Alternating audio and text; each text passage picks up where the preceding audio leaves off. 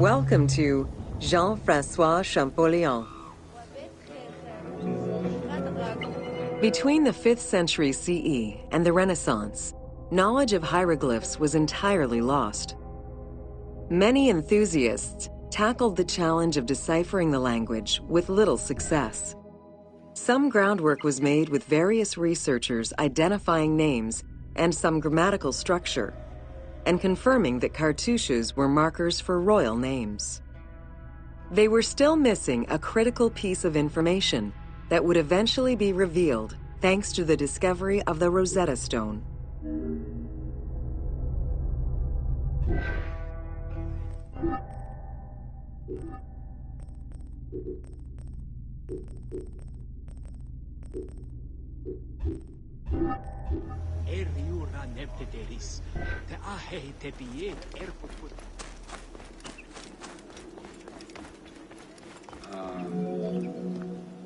The Rosetta Stone was found in 1799 by Bouchard, a soldier in Napoleon's army.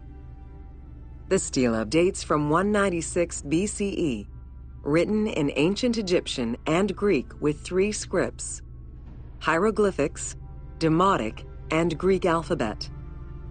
Following the defeat of Napoleon Bonaparte in 1801, the English took possession of the stone. It has been at the British Museum since 1802 and remains the most visited object of the museum to date.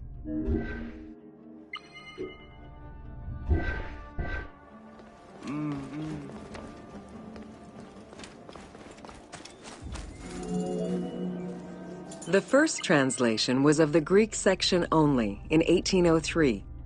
It detailed a decree of Pharaoh Ptolemy V, reminding the citizens that their pharaoh had led Egypt to prosperity.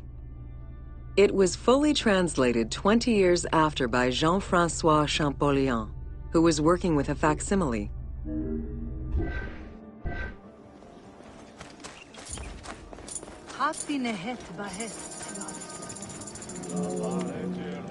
Through his studies of the stone, Champollion was able to make a critical observation that would unlock the whole mystery: that hieroglyphics were not only ideograms, but also phonograms. Hieroglyphs consist of phonetic glyphs, single characters, and logograms. Essentially, they are a combination of phonetics, alphabet, and full words, which in total form a language.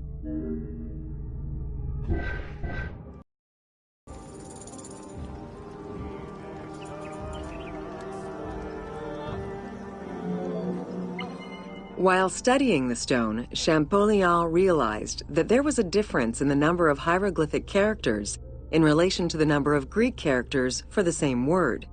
This led him to believe that hieroglyphs must have phonetic characteristics. This was the first step to unlocking the Rosetta Stone's secrets.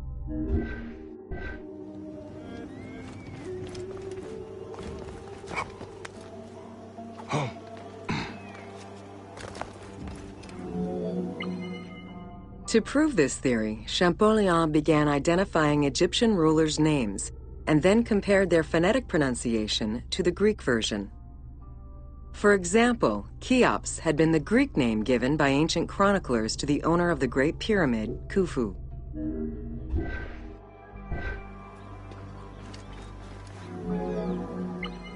The next step for Champollion was to confirm that his approach was verifiable by using the Philae obelisk as an additional reference. Engraved in the obelisk are 2 inscriptions in Egyptian hieroglyphs and Greek.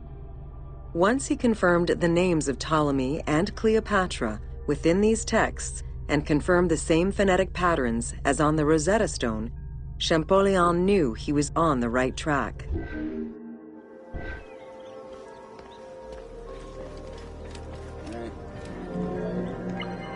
Champollion had already mastered several ancient languages when he took on deciphering the Rosetta Stone. He used his knowledge of Coptic to identify the solar disk hieroglyph on the obelisk as the phonetic translation of Ra. Further translation only strengthened his conclusion. Egyptian hieroglyphs encompass the alphabet in both phonetics and determinative ways, which means that the symbol represents the word itself.